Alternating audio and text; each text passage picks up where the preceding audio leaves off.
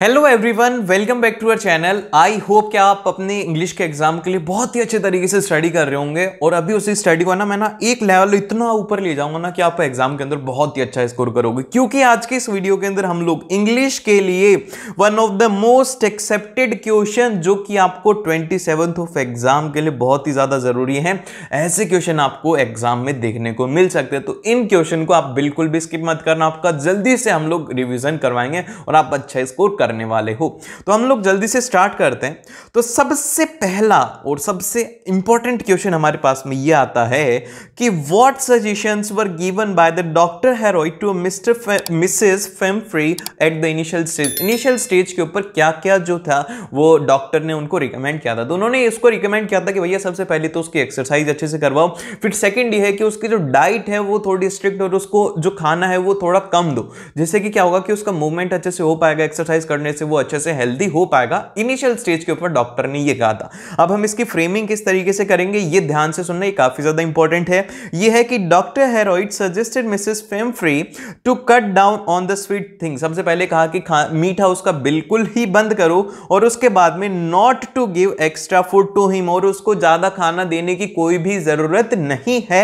And he also suggested her to give him more exercises and keep him on a very strict diet. और उन्होंने उसको कहा कि इसको ज्यादा से ज्यादा एक्सरसाइज करवाई और इसका जो डाइट है उसको स्ट्रिक्टली फॉलो करवाई। तो ये क्या थी, ये सजेशंस किसने दी थी? डॉक्टर हेरोइड ने मिसेस फेमफ्री को दिया था। देन फिर इसके बाद में आता है अगला क्वेश्चन। अगले क्वेश्चन में कहा गया है कि why was the Mr Herriot tempted on to keep the Tricki as a permanent guest. अब देखो ये वो वाली बात है जब है ना जो हेरोइड था वो सोच रहा था कि यार ट्रिकी को है ना मैं अपना परमानेंट गेस्ट रख लेता हूं। अब ऐसा क्यों बोला उसने? ऐसा इसलिए बोला क्योंकि जो मिसेस फेमफ्री थी ना वो उसकी बहुत ही ज्यादा केयर करती थी। जब वो उसकी केयर करती थी तो उसके लिए क्या भेजती थी? उसके लिए एग्स भेजती थी, वाइन भेजती थी, ब्रांडी भेजती थी। अब वो बोलो कि भैया वाइन और ब्रांडी कौन भेजता है? वाइन और ब्रांडी जो यूएस कल्चर है उसमें काफी ज्यादा फेमस है, तो इसीलिए उसके लिए ये सब सामान आता था। अब जो डॉक्टर हेरोइड था वो क्या करता था, उसको देता ही नहीं था, ट्रिकी को नहीं देता, खुद ही कंज्यूम करता था और उसके स्टाफ मेंबर्स को कंज्यूम करवा मतलब खाते थे वो सब लोग और उसको नहीं मिलता था।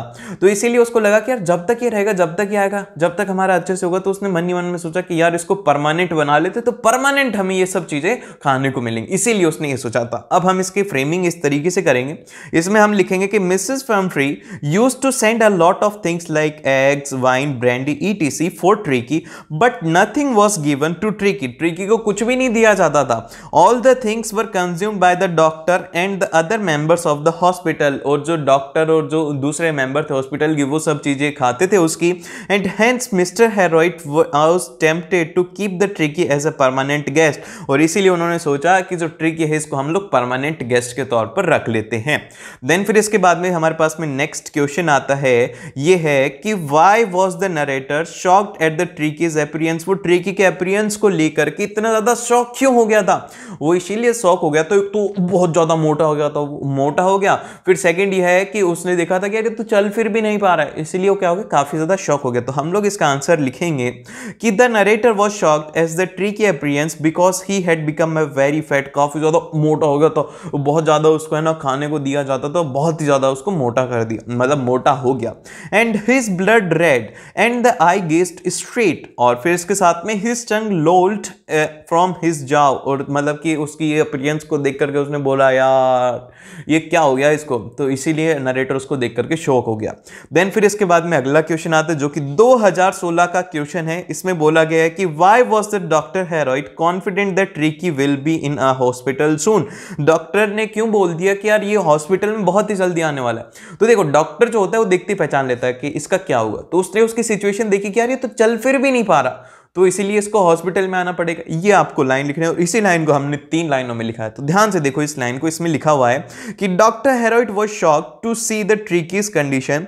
ही knew that the latter would be soon hospitalised as he was unable to move. और उसको पता लग गया कि भैया ये तो चल फिर भी नहीं पा रहा, तो ये हॉस्पिटलाइज जल्दी ही होने वाला है।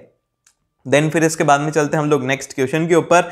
नेक्स्ट क्वेश्चन जो है ये है हमारा मिसेस फेमफ्री से रिलेटेड है। इसमें क्या कहा गया है, इसमें कहा गया है कि in the end of the lesson Mrs Pumphrey says this is the triumph of the surgery. अब ऐसा उन्होंने क्यों कहा?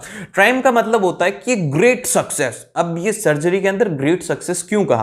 तो देखो ये कहने के पीछे का वजह ये थी कि Mrs Pumphrey dog Tricki has fallen ill. सबसे पहले तो हम लिखेंगे कि क्या हुआ था, ट्रिकी जो था वो बीमार पड़ गया था and had to admitted for the treatment to the doctor Herriot's hospital. Doctor Herriot's का हॉस्पिटल में उसको क्या करवाना पड़ा, हमें एडमिट करवाना पड़ा। एंड फिर उसके बाद में क्या था, doctor Herriot's give him a lot of water and exercises which helped Tricki to recover. वो जो डॉक्टर थे उन्होंने उसको काफी ज्यादा पानी दिया, बहुत सारी एक्सरसाइज वगैरह करवाई, जिससे कि क्या हुआ कि वो रिकवर हुआ, उसकी अच्छे से हेल्थ हो गई। And when Mrs Pumphrey went to collect him, और जब उसको अपने जो डॉग था उसको कलेक्ट करने के लिए गई तो जो डॉग है उसने क्या किया, ये सबसे ज्यादा इंपॉर्टेंट है, Tricki jumped on her lap. उनके लैप के ऊपर ट्रिकी एकदम से जंप किया and started licking her face. जैसे कि आपने देखा होगा कि कुत्ते जब भी अपने मालिक को या फिर देखते हैं ना तो उनको देख करके बड़े ज्यादा खुश हो जाते हैं, और अपनी खुशी को एक्सप्रेस कैसे करते हैं, उनके साथ में जैसे दिखेंगे उनके ऊपर कूद जाएंगे और उनको चाट करके वो बताते हैं कि आप बड़े अच्छे, मतलब एक तरीके से हम लोग जो हैं वो तो बोल करके अपनी फीलिंग्स बता देते हैं, जानवर अपनी बोल करके नहीं बताते, तो वो इस तरीके से अपने फीलिंग्स को बताते हैं। और फिर इसके बाद में seeing him fully recovered Mrs Pumphrey said it is a triumph in the surgery. उसकी सर्जरी में एक ग्रेट अचीवमेंट था, उसको इतना ज्यादा। अब इसके बाद में हमारा क्वेश्चन यहाँ पे ये है, सबसे पहला क्वेश्चन देखिएगा, यहाँ पे इसमें दिया गया है कि what condition did Anil put before appointing Hari Singh as a servant. ये क्वेश्चन आपके एग्जाम में पूछा जा चुका है, 2012 में क्वेश्चन पूछा जा चुका है कि ऐसी कौन सी कंडीशन थी जो कि अनिल ने हरि को कही थी जब कि उसको सर्वेंट की तरफ अपॉइंट किया था। तो यहाँ अब हमें इसका आंसर किस तरीके से लिखेंगे, ये काफी ज्यादा इंपॉर्टेंट है। तो सबसे पहले हम लोग इसके आंसर में लिखेंगे कि before appointing Hari Singh as a servant Anil told him that he would not give Hari a regular salary. तो देखो ध्यान से देखो, अब इसकी स्टार्टिंग जो है वो आपको इस तरीके से करनी है कि before appointing Hari Singh as a servant, ये जो लाइन है ये आपको क्वेश्चन से ही इसमें ऐड करनी है, जिससे कि आपका आंसर जो है वो अच्छा दिखेगा। आप स्टार्ट करने को ऐसे भी कर सकते थे कि Anil told him that he would not give Hari a regular salary, तो इसे इतना अच्छा नहीं लगता। लेकिन एक अच्छा जो आंसर रिप्रेजेंटेशन की टेक्निक होती है वो ये होती है कि आप सबसे पहले क्वेश्चन का कुछ पार्ट लिखें और फिर उसके बाद में आगे का क्वेश्चन का आंसर उसमें आपको लिखना है। तो ये क्या होता है कि एक अच्छी टेक्निक होती है आंसर लिखने की। इसके बाद में आप इसमें लिखेंगे कि he had to cook food for both, और उसको खाना जो है वो दो लोगों के लिए बनाना पड़ेगा। And Anil could only feed him, और अनिल उसको बस फीड कर सकता है। तो ये आप इसके अंदर आंसर इस तरीके से लिखेंगे तो आपको एग्जाम के अंदर फुल मार्क्स मिलेंगे। अब इसके बाद में आता है नेक्स्ट क्वेश्चन, जिसके अंदर की कहा गया है कि how did Hari Singh make money though he was not paid by Anil. Anil उसको पैसे नहीं देता था लेकिन फिर भी वो पैसे कैसे बनाता था। तो याद करो कि अनिल है ना इतना लापरवाह इंसान था कि वो है ना उसने ना कई बार जैसे कि बाजार से सामान मंगवा लिया और उसने ना उससे बिल नहीं लिया, तो क्या होता था कि वो उसको ज्यादा बता करके या फिर कोई चीज के कम बता करके वो ऐसे अपने पास में पैसे सेव कर लेता। जैसे कि फॉर एग्जांपल के लिए कि स्कैम आप देखो कैसे करा जाता है, मैं आपको बताता हूं कि आपको है ना घर वालों ने दिए कि बेटा 500 रुपए ये हैं और इस ये सामान लेकर के आना है। उनको अप्रोक्सीमेटली पता होता है कि हाँ 500 तक का आ जाएगा, लेकिन आप ऐसी दुकान पर गए जहां पर कि आपको सस्ता सामान मिल गया, आपको 50-60 रुपए का सस्ता सामान मिल गया, तो आपको 450 का सामान पड़ा और आपने सीधा जाकर के घर वालों को दे दिया और आपने उनको बताया ही नहीं कि आपको ये सामान इतने का पड़ा। तो क्या होगा, 50 रुपीज आपके पास होगी। तो ऐसा ही कौन करता था, ऐसा ही करता था हरि। हरि क्या करता था कि अनिल उसको सामान लेने के लिए मार्केट का जितना भी काम था वो कौन मैनेज करता था, हरि। अब हरि जो है अनिल उसको कह देता कि भैया ये पैसा है, ये सामान लेकर के आना, लेके आ जाना, और अनिल उससे पूछता नहीं था तो वो कुछ सामान अपनी उसमें जेब में डाल लेता था। तो ये होता। अब हम इसको किस तरीके से लिखेंगे, इसको हम लोग लिखेंगे कि Hari Singh did all the market duty for Anil. तो सबसे पहले हम बताएंगे कि क्या काम करता था हरि। तो हरि तो सबसे पहले सारी मार्केट ड्यूटीज जो थी वो हरि करता था अनिल के लिए। देन फिर इसके बाद में यहां पर आएगा कि he saved money from the things he purchased as Anil never asked him to give the accounts. और उसने ना पैसे बचाए थे उन चीजों से जिनके लिए कि अनिल ने कभी पूछा ही नहीं, उससे कभी बोला ही नहीं कि इसका कहां बिल है, क्या है। तो इस तरीके से उसने पैसे बनाए थे। अनिल उससे पे नहीं करता था लेकिन फिर भी वो स्मार्ट तरीके से उसे ले लेता था। अब इसके बाद में आता है अगला क्वेश्चन। अगले क्वेश्चन में हमसे कहा गया है कि how did Anil come to know that Hari Singh would run away with his money. अनिल को कैसे पता लगा कि जो हरि है वो उसका पैसा लेकर के जाने वाला है, भागने वाला है। ये बात उसको कैसे पता लगी? तो याद करो कि उसमें एक इंसिडेंट है जब वो सो रहा था और एकदम से रात को उठता है और देखता है कि हरी मिल ही नहीं रहा। इधर देखो उधर देखो ऊपर नीचे सारे घर में देखा लेकिन हरी मिल ही नहीं रहा। फिर उसके बाद में उसको अपनी जो गद्दा था, मैट्रेस था, उसके नीचे उसको मिले वेट नोट्स। तो उससे उसको पता लग गया कि भैया चोरी करके वो भाग गया है। तो अब हम इसका आंसर किस तरीके से लिखेंगे? इसका आंसर हम लोग लिखेंगे कि perhaps Anil might have woke up at the night and discovered that Hari was not present in the house। और उसने देखा, रात में उठा था और उसने देखा कि हरी तो है ही नहीं भाई घर पे। फिर उसके बाद में moreover he found that the wet note under his mattress. और उसने अपने मैट्रेस के नीचे वेट नोट्स भी देखे थे। देन फिर इसके बाद में आप इसमें एक और लाइन ऐड कर सकते हो इस आंसर को थोड़ा और बड़ा बनाने के लिए। And by this Anil came to know that Hari Singh had run away with his money. ये लिखने के बाद में आपको ये वाली लाइन को ऐड कर लेना है, ठीक है। ये आप लिखेंगे कि बाय दिस, ठीक है, by this Anil came to know that Hari Singh had run away with his money. तो ये क्या होगा कि ये 3 लाइन का है ना, ये बढ़ करके 4 लाइन का हो जाएगा। ये होता है स्मार्ट लोगों का स्मार्ट लिखने का तरीका। देन फिर इसके बाद में आता है हमारे पास में अगला क्वेश्चन। अगले क्वेश्चन में हमसे कहा गया है कि why does Anil not hand of the thief over the police. मतलब कि जो है उसने ना पुलिस को क्यों नहीं बताया कि यार ये चोर है। अगर चोर हो तो आप क्या करोगे? पुलिस को बताओगे, पहले आप खुद उसको बजाओगे। जैसे कि मान लो कि आपके घर पे कभी चोर आए और आपके पास में वो डंडा और आपने उसको पकड़ लिया, तो आप क्या करोगे? दबा के उसको मारोगे, जितने भी आपके अंदर भड़ास है ना वो मारोगे। फिर उसके बाद आप पुलिस को दे दोगे। लेकिन अनिल क्या था? अनिल ऐसा नहीं था। अनिल का दिल बहुत बड़ा था। अनिल क्या था? बहुत बड़ा आदमी था। उसका दिल बड़ा था ना, तो उसने क्या बोला कि यार कोई बात नहीं, मैं नहीं बताऊंगा पुलिस को। क्योंकि क्यों नहीं बताएगा? क्योंकि हरी जो था ना उसको है ना रिग्रेट हो गया था। हरी को क्या हो गया था? रिग्रेट हो गया था कि यार उसने ना, मतलब एक तरीके से जब किसी को रिग्रेट हो जाता है ना तो उसके बाद में पनिशमेंट देने का कोई मतलब नहीं है। तो इसीलिए यहां पर क्या है कि अनिल ने पुलिस को नहीं बोला। अब हम इसका आंसर किस तरीके से फ्रेम करेंगे वो देखिए। Anil was a large hearted person. बड़े दिल वाला आदमी था, खुले दिल का आदमी था। And he forgive Hari as he wanted to reform him. और उसने ना हरी को छोड़ दिया, माफ कर दिया, क्योंकि वो चाहता था कि वो चेंज हो जाए, वो रिफॉर्म हो जाए। And he knew that Hari Singh was sorry for this act. और उसे पता था कि हरी है ना इसको लेकर के शर्मिंदा, उसने जो गलती करी है ना उसको लेकर के उसमें गिल्ट है। And so he did not think right to hand over to police. और उसने ये नहीं सोचा, इसके बाद में ये नहीं सोचा कि यार मैं उसको पुलिस को दूं। उसने बोला चल जा यार, ठीक है, माफ किया तेरे को। और फिर इसके बाद में नेक्स्ट क्वेश्चन आता है। नेक्स्ट क्वेश्चन हमारे पास में इस तरीके से रहेगा कि what great qualities made Ausable a great secret agent. ऐसी कौन सी क्वालिटी थी जिससे कि अयूजेबल जो है वो एक ग्रेट सीक्रेट एजेंट बन गया था? तो इसका आंसर हम लोग इस तरीके से लिखेंगे कि Ausable was a secret agent in the organisation. वो ऑर्गेनाइजेशन में सीक्रेट एजेंट था। और फिर इसके बाद में ही वाज अलर्ट। वो बहुत ही ज्यादा अलर्ट था, उसके पास में रिसोर्सेज भी थे।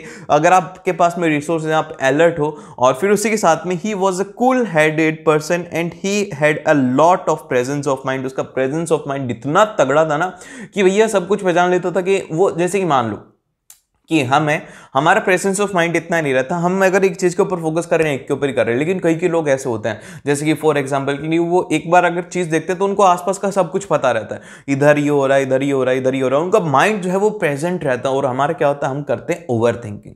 और इतनी तगड़ी ओवर थिंकिंग करते हैं ना कि पेपर कैसा होगा, पेपर के अंदर क्या होगा, अगर पेपर में मुझे कुछ नहीं आया तो, अगर मैंने एग्जाम में अच्छा स्कोर नहीं किया तो वो क्या कहेगी, ये क्या कहेगी। तो हमारा क्या है कि हमारा प्रेजेंस ऑफ माइंड उस काम में नहीं है। लेकिन इसका जो प्रेजेंस ऑफ माइंड है ना वो बहुत ही तगड़ा है। अलर्ट भी है साथ में कि अगर कुछ भी होता हाथों हाथ एक्शन, ऐसे ऐसे एक्शन लेता है और उस चीज को वहां पे ओवरकम कर लेता है। तो ये क्या है, ये है उसकी एक ग्रेट क्वालिटी है। इसीलिए क्या है, वो एक सीक्रेट एजेंट है। देन फिर इसके बाद में हमारे पास में अगला क्वेश्चन आता है जो कि 2014 में बोर्ड में पूछा गया था। क्वेश्चन क्या था? ये क्वेश्चन ये था कि why was the forward was disappointed on seeing the Ausable. Ausable को देख करके वो डिसअपॉइंट क्यों हो गया था? वो डिसअपॉइंट इसलिए हो गया था, forward was disappointed on seeing the Ausable who was an unlike other secret agent. उसने देखा था कि यार वो दूसरे सीक्रेट एजेंट्स के जैसा नहीं है। And he was a fat and sloppy with the heavy American asset. तो मतलब वो मोटा था, ऐसा मोटा था, बहुत तगड़ा सा आदमी था। उसको देख करके बोला यार ये सीक्रेट एजेंट कैसे हो गया यार। तो उसको डिसअपॉइंटमेंट हुई यार, ये बनने लायक नहीं था। और फिर इसके बाद में and he was not at all flashy and romantic like other agents, और ना तो वो रोमांटिक था जैसे कि और एजेंट्स है ना, वैसे रोमांटिक नहीं था वो, बड़ा उदास सा आदमी था, वो बड़ा स्ट्रिक्ट सा आदमी था, ठीक है। तो इसीलिए क्या है कि यहाँ पर उसको देख करके डिसअपॉइंटमेंट हुई, यार ये बन कैसे सकता है यार। तो देखो बन गया वो, तो इसीलिए ना किसी की फिजिकल अपीयरेंस पर नहीं जाना चाहिए। वो एक आता है ना कि नेवर जज a book by its cover, तो वैसे यहाँ पर बात है कि भैया उसके लुक्स को लेकर के उसको जज ना करो। देन फिर इसके बाद में यहाँ पे नेक्स्ट जो क्वेश्चन है वो ये है कि how did the Max try to escape, Max जो था उसने किस तरीके से भागने की कोशिश करी थी, and what happened to him, और उसके साथ में हुआ क्या था। तो देखो हुआ ये था कि जो मैक्स था ना वो छुप गया था बालकनी में, ठीक है, वो बालकनी में छुप गया। अब उसके बाद में जैसे ही है ना वो क्या करा कि उसने ना विंडो के ऊपर पैर रखा और जंप करने की कोशिश करी, और फिर इसके बाद में क्या हुआ कि वो गिर गया बालकनी से। और जब बालकनी से कोई गिरेगा यार इतनी ऊंचाई से, जिंदा बचेगा क्या, नहीं बचेगा, तो मर गया। इतना आसान आंसर था, बड़ा सिंपल सा आंसर था। तो ये आंसर हम लोग इस तरीके से लिखेंगे कि Max wanted to hide himself on the balcony, वो बालकनी में अपने आप को छुपाना चाहता था, and he put his leg over the window, और उसने अपनी जो टांग थी उसको विंडो पर रखा, and jumped on the balcony, और बालकनी में जंप किया, लेकिन ही ड्रॉप टू द बालकनी, और फिर उसके बाद में बालकनी के ऊपर बालकनी से गिर गया, and scream loudly and died, बहुत जोर से चिल्लाया। अगर आप नीचे गिरो इतनी हाइट से तो आप चिल्लाओगे नहीं क्या, बहुत तेज चिल्लाओगे ना। अगर मेरे तो कोई ऐसे सुई भी छू जाती तो भी दर्द होता है, मैं चिल्ला देता हूँ, ठीक है। तो इसीलिए वो चिल्लाया और लास्ट के अंदर वो मर गया। कूदने से मरेगा ही और कुछ भी नहीं होगा। और फिर इसके बाद में नेक्स्ट क्वेश्चन है, नेक्स्ट क्वेश्चन फिर से 2016 का क्वेश्चन है। ये क्वेश्चन ये है कि how do you know that Ausable was an intelligent secret agent, आप कैसे जानते हो कि जो आउजिबल है वो एक सीक्रेट इंटेलिजेंट एजेंट है, ये आपको कैसे पता। तो इसका आंसर हम लोग ऐसे देंगे कि भैया आउजिबल जो है was intelligent secret agent as he could easily fabricate stories and be a foot his enemy and kill without using a weapon. भैया उसकी एक बहुत ही अच्छी बात ये थी कि वो कहानियां बड़ी अच्छी बनाता था। हर किसी को कहानियां सुना करके उनको है ना ऐसे मतलब कहानियां सुनाने की उसकी बहुत ही तगड़ी आदत थी, और मतलब बहुत ही तगड़ी उसकी क्वालिटी थी। एंड फिर उसके बाद में वो अपने जो दुश्मन होते थे उनको बिना किसी वेपन के यूज के टपका देता था, ठीक है। तो ये काम क्या था, ये इसीलिए उसको क्या बताया जाता है, एक इंटेलिजेंट सीक्रेट एजेंट बताया जाता है। देन फिर इसके बाद में आता है अगला क्वेश्चन जो कि है हमारे पास में हॉरेक्स से, ठीक है। अब हॉरेक्स से रिलेटेड क्या क्वेश्चन है इसमें देखिए, इसमें यहां पर यह कि Horace was an no ordinary thief, how you can say that. ये 2014 में पूछा गया था कि बोल रहे हैं कि भैया हॉरेक जो है कोई आम चोर नहीं था, कैसे आप कैसे बताओगे सब बातें। उसकी मतलब यहाँ पे ये है कि आपको हॉरेक के बारे में थोड़ा बहुत बताना है।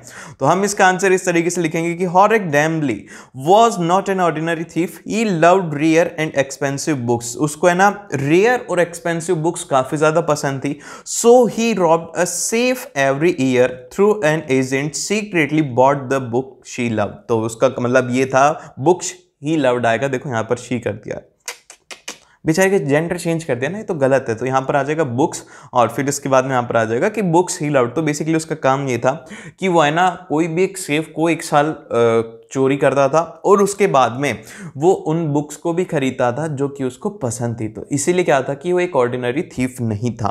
फिर इसके बाद में हम लोग देखते हैं नेक्स्ट क्वेश्चन। नेक्स्ट क्वेश्चन में हमसे कहा गया है कि how did the Danby prepare for the robbery at a shoot over a garage. तो उसने किस तरीके से रॉबरी के लिए प्रिपरेशन करी थी। तो ध्यान से समझ लेना ये बात भैया, किस तरीके से उसने अपनी रॉबरी के लिए प्रिपरेशन करी थी। 2014 में ये क्वेश्चन पूछा गया था। तो हम बोलेंगे कि Dan by studied the complete situation of the house. जो चोर होते हैं ना, हम तो सोचते हैं कि बेवकूफ होते हैं, लेकिन वो बड़े स्मार्ट होते हैं। जैसे मूवी में दिखाते हैं ना, ऐसे प्लानिंग करते हैं, ये प्लानिंग करते हैं, जैसे कि वो धूम 3 में दिखाया था।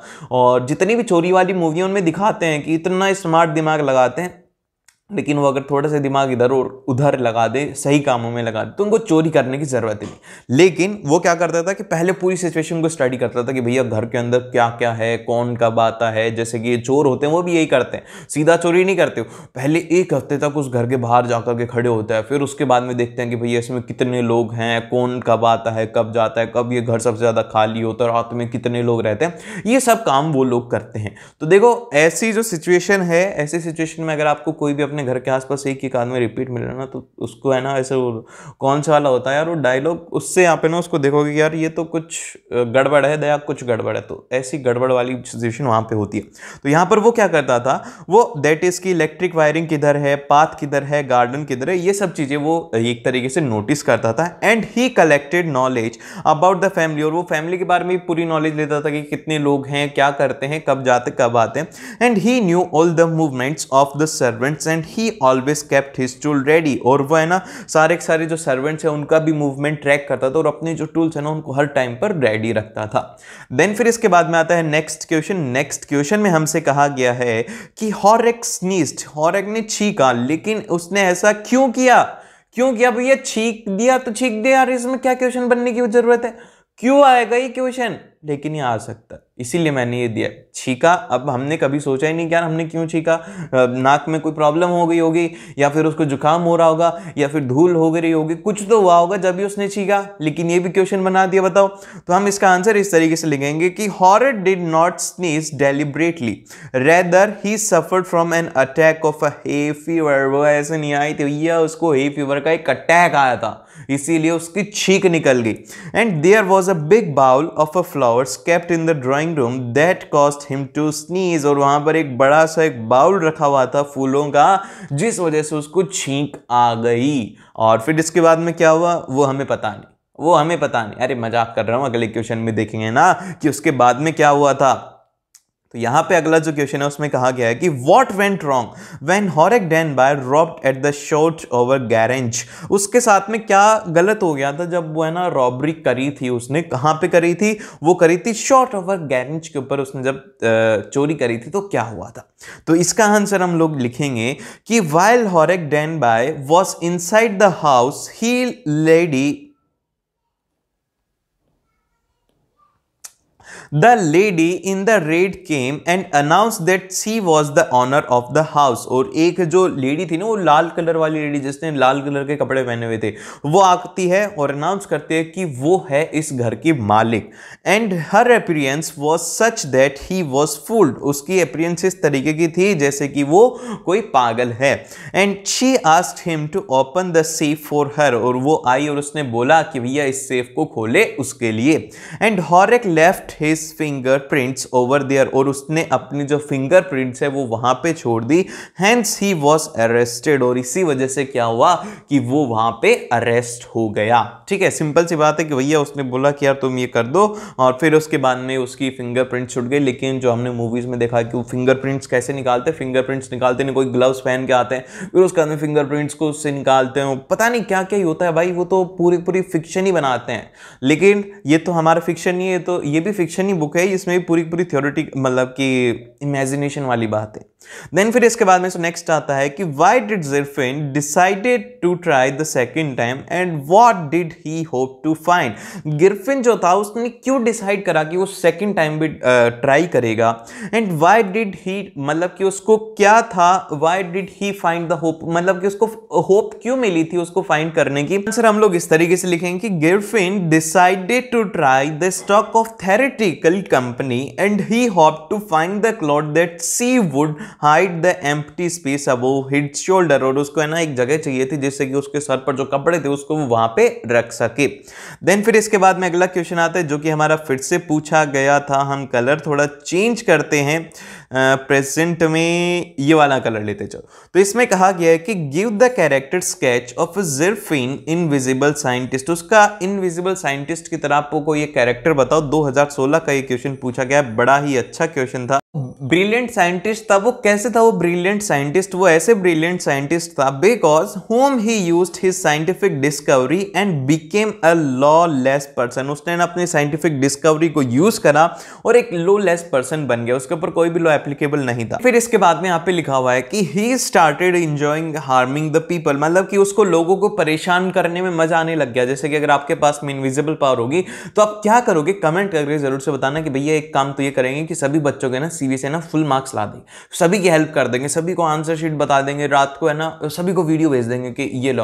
हाँ, और इसी से मेरे को एक बात और याद आई, एक स्टूडेंट बता रहा था कि भैया एक जो चैनल है वो ये बोल रहा है कि ना 2023 का सैंपल पेपर है, 500 रुपए में लीक हो गया है, 500 रुपए दे दो तुम्हें पेपर मिल जाएगा। तो देखो ऐसा ये जो है ये है स्कैम। ये तो कॉमन सेंस है यार, पेपर कभी लीक होता है क्या? तुम 500 रुपए भी गवा दोगे और वो पेपर भी नहीं आएगा। तो ऐसे लोगों से दूर रहना जो कि कहते हैं कि ऐसे में पेपर मिल जाएगा। अभी जैसे कि मैं भी एक बार एक सैंपल पेपर डाला था, मैंने उसमें लिखा है कि इसे कर लो 80 आउट ऑफ 80 पक्के, ठीक है। तो इसका मतलब मेरा ये है कि भैया वो है ऑफिशियल सैंपल पेपर, उसके जैसे क्वेश्चन फाइनल एग्जाम के अंदर आएंगे और बच्चे आकर के बोल रहे हैं कि भैया यही पेपर नहीं आना तो क्या करोगे? तो मैंने तो पहले ही बोल दिया बावड़े कि वो तो सैंपल पेपर है, वो तो आने नहीं वाला, किसी भी कंडीशन में नहीं आएगा। उसको तो मैंने इसलिए समझाया है कि तुम्हें आंसर किस तरीके से लिखना है, आंसर किस तरीके से लिखना है, कैसे क्वेश्चन आएंगे उसके लिए, और तुम उसको फाइनल पेपर ही समझो। ये तो मैं ना बावड़ों जैसी बातें कर रहे हो यार, एकदम से समझदार वाली बात करो कि नहीं होगा, और ऐसे स्कैम से बच के रहना, ठीक है। और फिर इसके बाद में अगला जो क्वेश्चन आता है, मतलब कि आगे इसमें लिखा हुआ है कि when his landlord fired to catch him in revenge Griffin set fire to his house. और उसको जब लैंडलॉर्ड उसको फायर करने लगा ना, और फिर उसके बाद में उसको पकड़ने के लिए, तो उसने ना रिवेंज में क्या करा कि उसके घर की आग लगा दी। तो ये काम कर रहा था वो, बताओ, इनविजिबल होकर के। और भी काम कर सकता था अच्छे अच्छे, लेकिन नहीं, हमें तो उल्टे काम करने में मजा आता है, तो उल्टे काम उसने किए। और फिर उसके बाद में why did mister halt find the scientist eccentric? उसने जो साइंटिस्ट था उसको इसेंट्रिक क्यों पाया? तो इसका आंसर हम लोग लिखेंगे कि Mrs hall found the scientist eccentric because he arrived at the in winter which was an unusual time. एक तो सबसे पहले यार वो इन में गया था एक विंटर में, जो कि एक अनयूजुअल टाइम था, उस टाइम पर कोई आता नहीं for any visitors to arrive there and his appearance was a stranger। और उसकी जो appearance थी वो भी एक stranger, अजीब सी थी। और इसी के साथ में he did not like to speak to the Mrs. Hall से वो बात करना पसंद ही नहीं कर रहा था। और फिर उसके बाद में and wanted to left alone and undisturbed, और वो है ना उसको है ना alone और undisturbed छोड़ना चाहता था, कोई मतलब नहीं था। और फिर इसके बाद में अगला क्वेश्चन आता है। अगले क्वेश्चन में हम लोग बात करते हैं कि how did Ebright's mother help him? उसकी एब्राइट की जो मम्मी थी उसको कैसे मदद करती थी? 2012 में एक क्वेश्चन पूछा गया था। तो इसका आंसर हम लोग लिखेंगे कि Ebright mother was a great help to him, she always encouraged his interest in learning and finding more. उसकी मम्मी जो थी ना उसको बड़ा सपोर्ट करती थी, बेटा तू ये चीज ढूंढ, ये ऐसे कर वैसे कर, सारा जो सपोर्ट थी वो करती थी उसकी मम्मी उसको। एंड फिर इसके बाद में she took him on the trips, उसकी मम्मी उसको ट्रिप्स पर भी लेके जाती थी। In fact she also bought him the telescope, microscope, camera mounting materials and the other equipment that helped him in many ways. उसकी मम्मी उसको इतनी हेल्प करना चाहती थी, उसको कैमरा भी ला दिया, उसको सब कुछ ला दिया, ट्राइपॉड भी ला दिया, उसको माइक्रोस्कोप भी ला दिया, और क्या क्या ला के दे दिया, सब कुछ ला करके दे दिया, जिससे कि उसका ना इंटरेस्ट बने। उसको ट्रिप्स पर लेके जाती थी ताकि उसको पता लगे कि कैसे उसके अंदर वो डिस्कवरी वाली है ना, वो चीज़ उसमें डेवलप करना चाहती थी। उसकी मम्मी उसको मैं उसकी हेल्प भी करती थी। और फिर इसके बाद में नेक्स्ट आता है, ये क्वेश्चन आपके एग्जाम के अंदर आ सकता है क्योंकि 2014 में आया था, और ऐसा ही क्वेश्चन एग्जाम में इस बार भी आ सकता है कि इसमें कहा गया है कि how did the Richard mother help him to become a scientist? उसकी मम्मी ने उसको साइंटिस्ट बनने में कैसे हेल्प करी?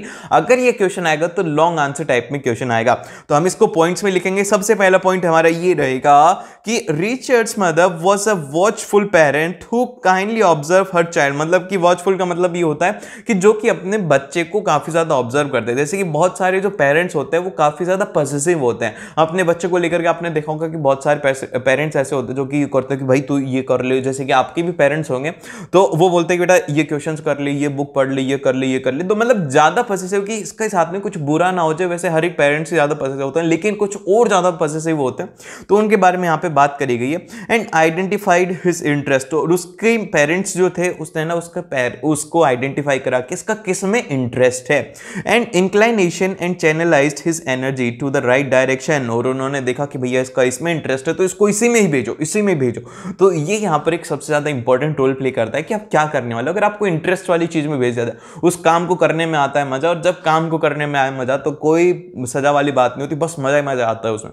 तो इसलिए ये बात आप ध्यान से देखना, मतलब ध्यान से अपने जो कैरियर है उसके बाद में डिसाइड करना, भी तो पेपर दे लो। और फिर इसके बाद यहाँ पर आते हैं कि she was cleverly kept him occupied with the learning activities activities which was a constructive use of a free time. उसकी मम्मी जो थी उसको फ्री नहीं बैठने देती थी, उसका जो टाइम है कंस्ट्रक्टिव चीजों में लगाती थी, उसको कोई नई चीजें सीखे, वो कोई नई चीज करे जिससे कि उसका जो फ्री टाइम है उसमें वो कुछ ना कुछ सीखता रहे।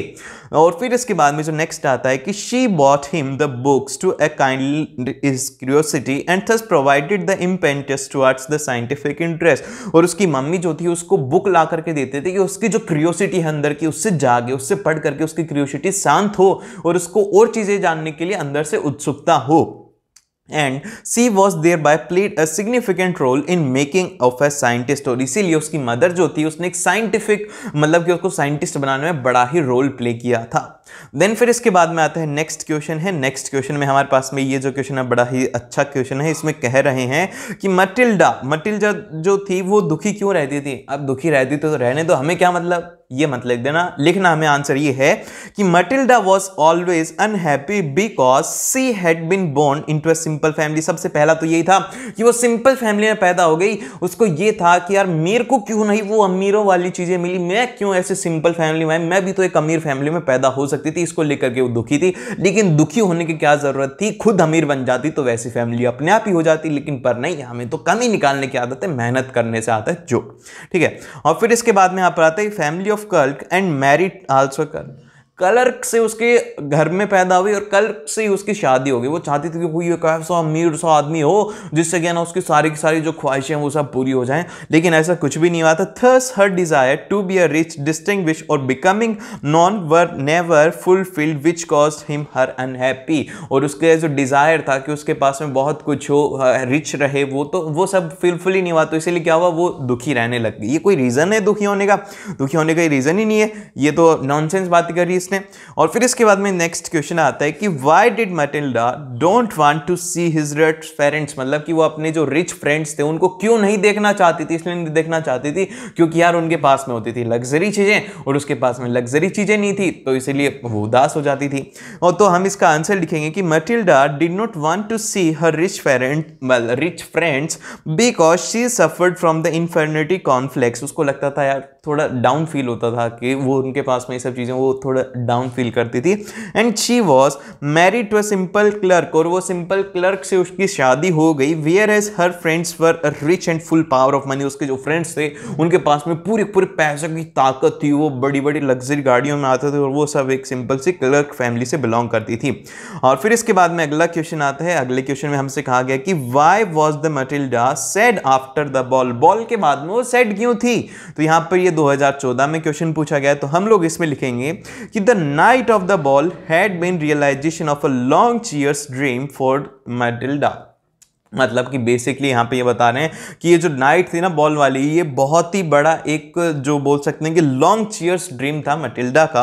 And when she was a focus of all attentions and every eye admired her. और उसको है ना उस दिन है ना सभी ने देखा, सभी ने उसको एडमायर भी किया था।